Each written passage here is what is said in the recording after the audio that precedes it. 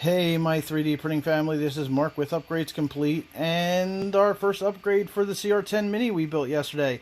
This is the micro SD to SD card adapter, and this is by Riot 3D, and it is an awesome design. Not only does it use the stock mounting screws and the stock mounting location, it has a nice slot for the USB cord to go through, 3 holders for SD cards, and with the micro SD to SD card adapter we all know and love, slides right in the top.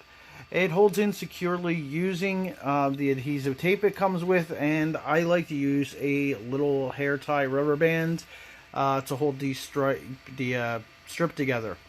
When this is mounted inside, it sticks out about yay far, so you can get full access to the SD card. Let me get this mounted up and we will take a look.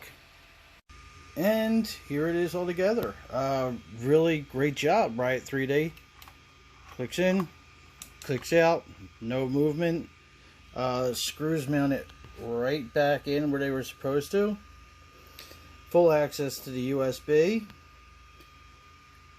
Great job. I'm considering this upgrade complete.